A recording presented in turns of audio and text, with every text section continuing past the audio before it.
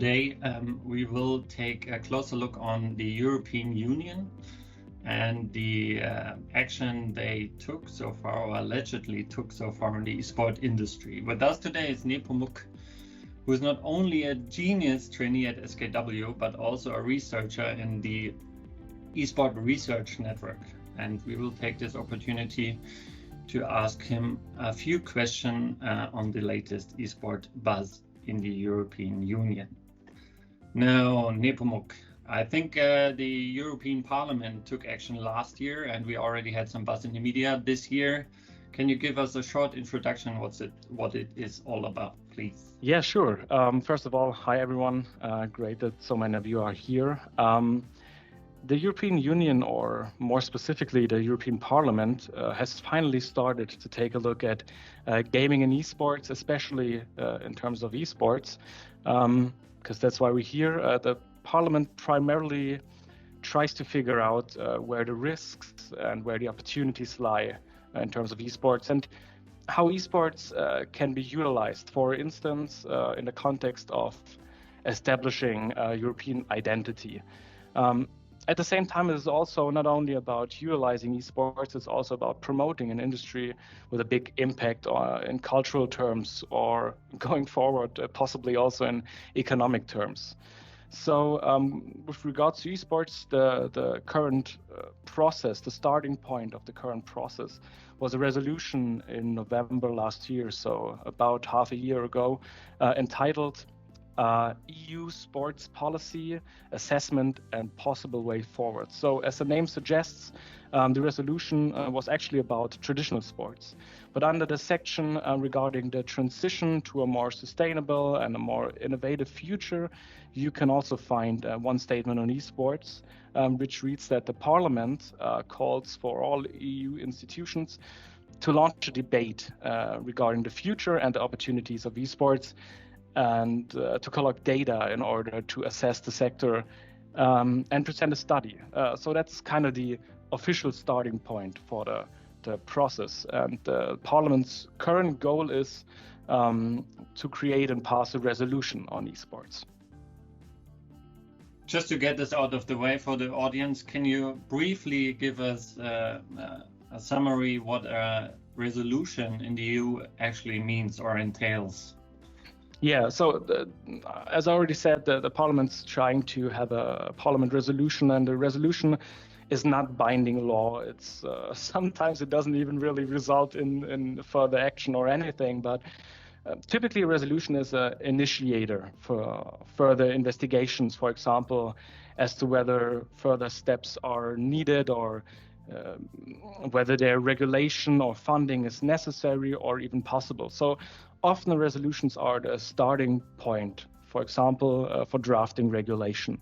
The Parliament's draft report, about which we will probably talk in a few minutes, explicitly states, for example, that the Commission should study the possibility of creating a framework for harmonized rules and regulation regarding employment of esports athletes, and to consider the creation of a visa for professional players. So the resolution would always be a starting point and a necessity for the political parties to get active and get a mandate, basically, correct? Yeah.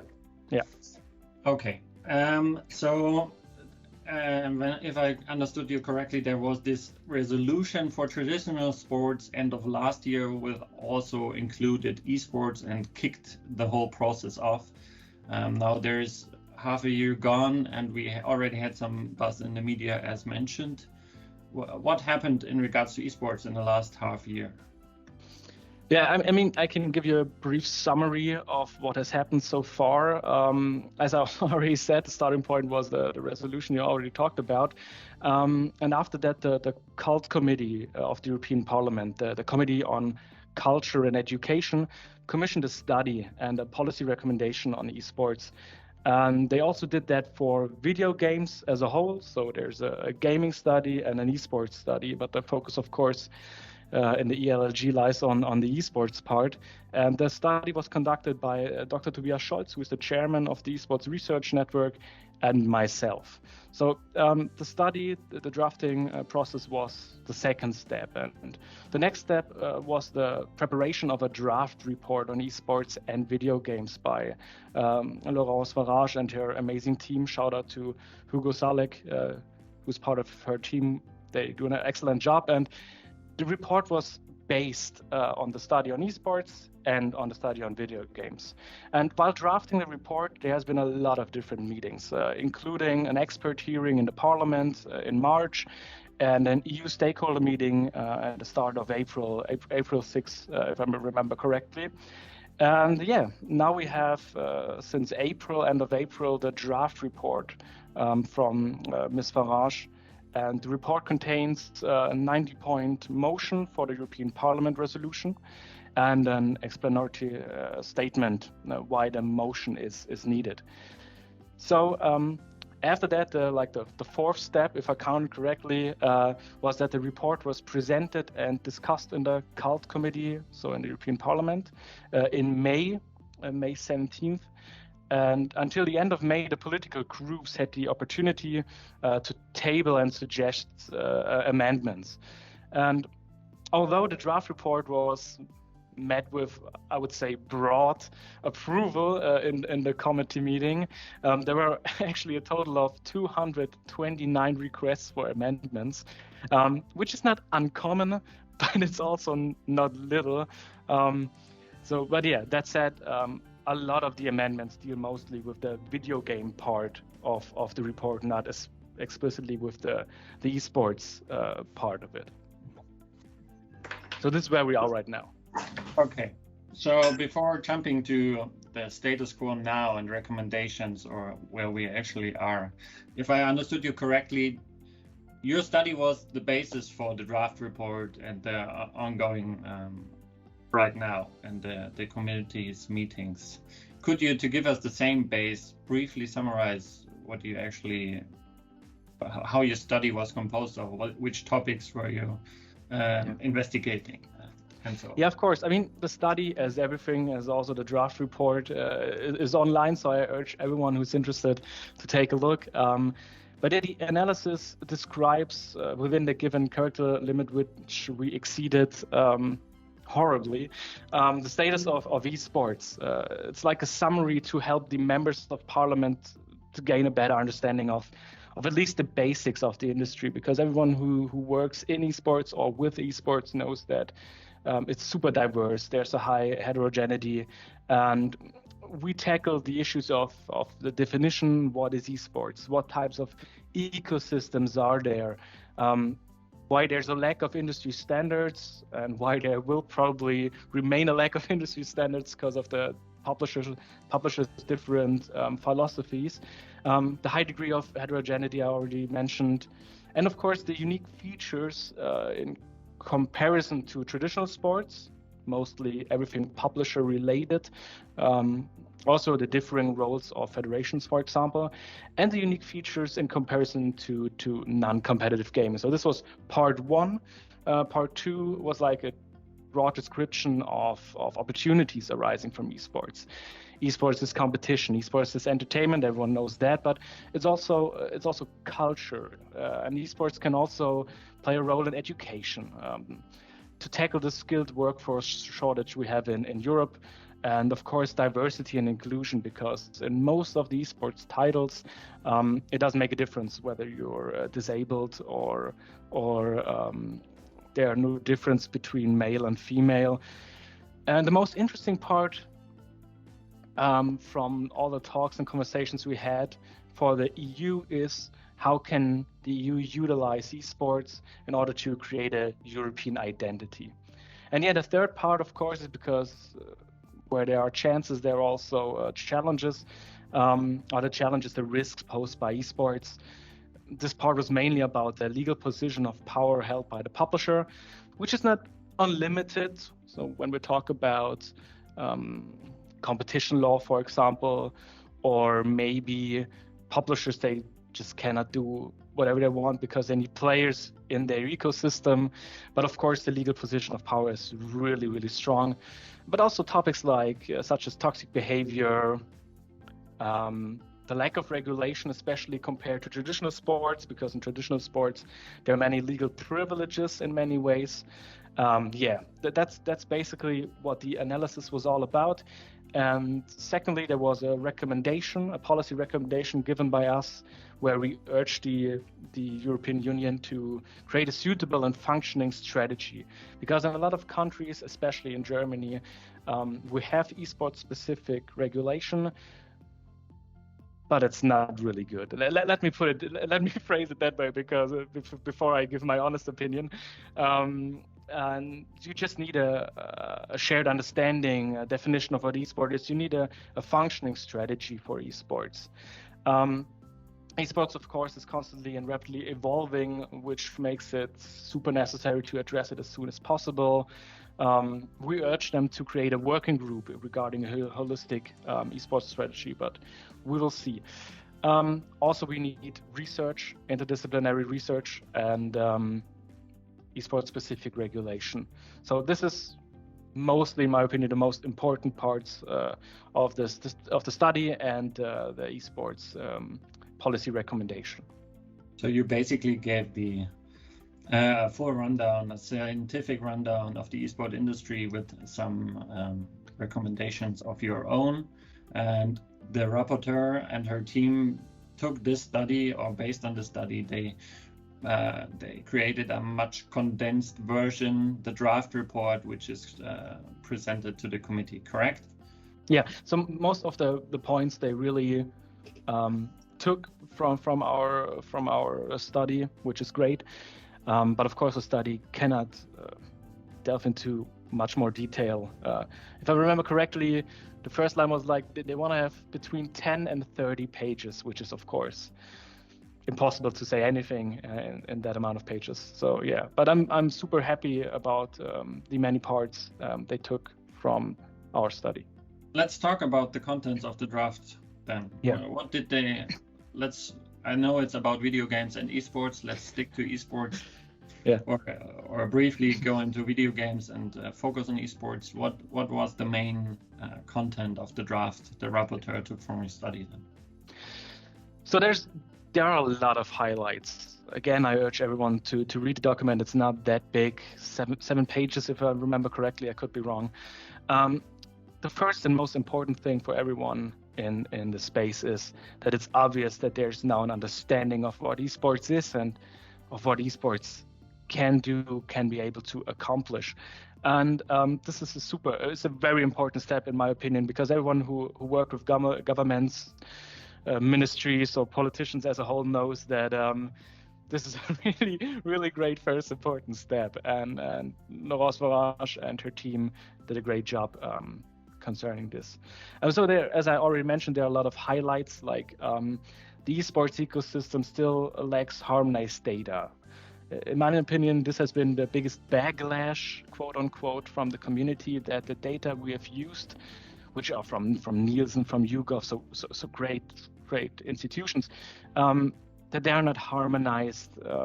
There's some critique against it. We of course just wanted to have some numbers in the work, and we're super thankful that we got the support from Nielsen, YouGov, for example. But yeah, that's what they need data. Legal frameworks are required to enable them to really embrace the full potential. And a second thing is, while yes, of course, esports is a private sector, more private than traditional sports, it benefits from measures and incentives also from the European level. So this is a statement which is really important. Another thing would be the great potential in terms of educational policies of the EU, but also in order to help to develop several skills which are necessary in a virtual/digital society. So it's not only just about esports, but also what can esports do in a broader context. They called to the Commission and the Council to formally acknowledge the value of the video game ecosystem, which in itself should be an amazing first step for everyone who's involved in esports and politics. And they call for the development of a long-term video game and esports strategy, which is probably the most important part they took from our work. Another highlight would be that they want to implement an observatory or institution to provide decision makers and stakeholders with harmonized data. And yeah, so this would be my probably 5 highlights outside the legal aspects. But of course, for us, Moritz and myself, the legal aspects are super important. Maybe first of all, in regards to the legal aspects, there are already legislative competences for traditional sports in Article 6 and 165 of the TFEU. But not really for esports. And one of the biggest questions actually is, where should those competences actually lie? Because in traditional sports, they lie with the member states primarily. But esports is digital, so maybe it would be a good idea to place the big legislative competences on the European level.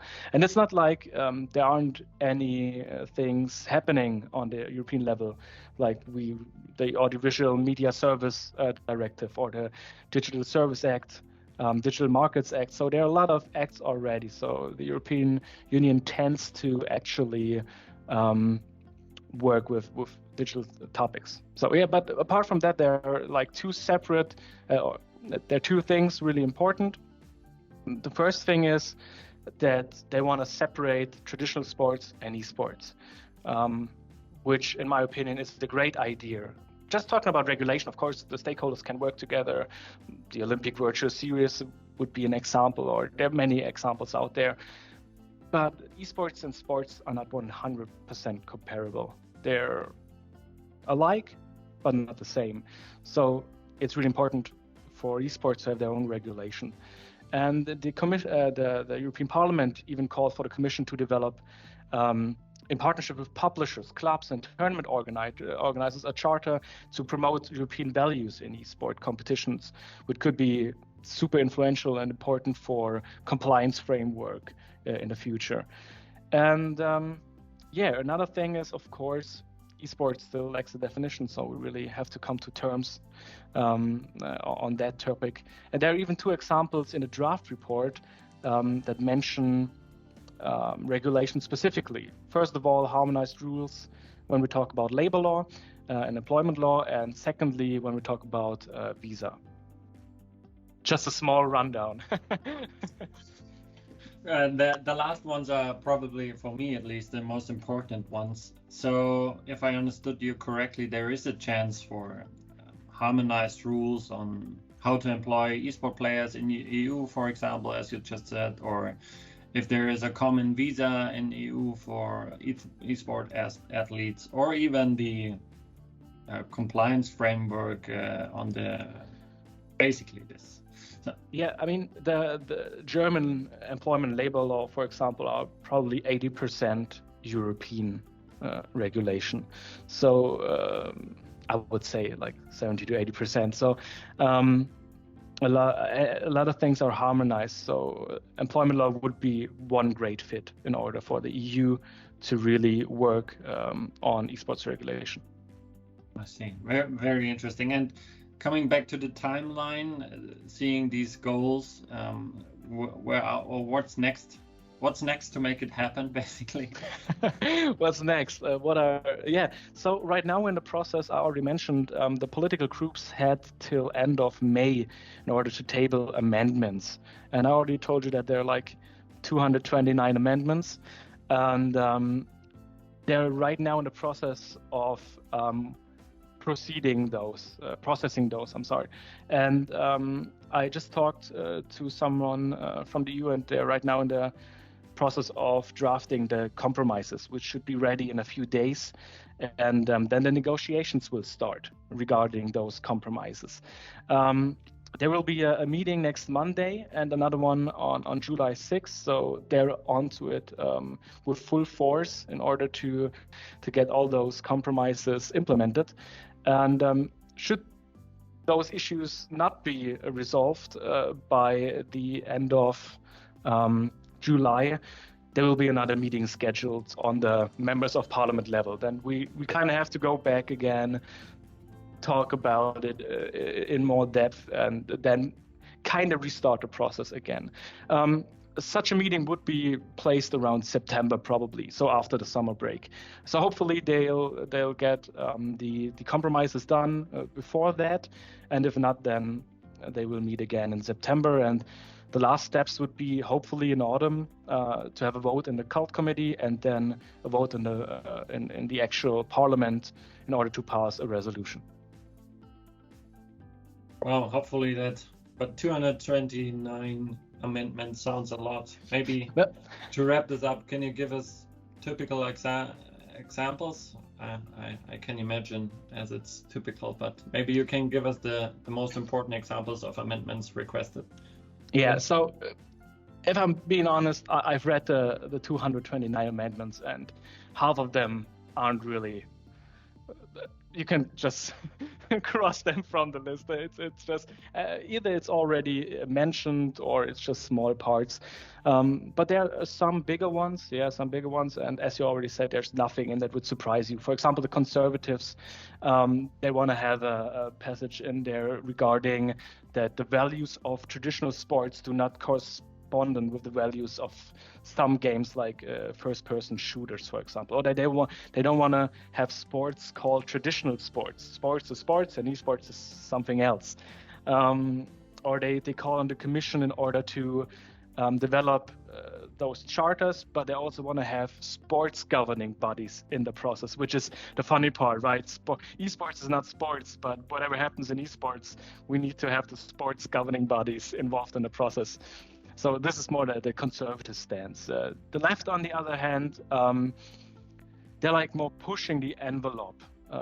It's more like esports can be great for career paths, for developing skills which are needed in a digital environment, stuff like that, or in order to have like really regulation for the working conditions, social security coverage, minimum standard income, European fund for professional esports players. So they're really pushing the envelope there. Socialists and Democrats. One more example, and then we open up for questions. One last example. I've got some, so which would be the most interesting one? Probably that from the Greens, they stress the necessity to regulate doping in professional gaming and esports. This would be an interesting one, just to have like efforts in order to create a high integrity esports environment. But of course, we have ASIC in esports or the ESL. They're working on that already. But this could be an interesting amendment. But yeah, let's head to the questions.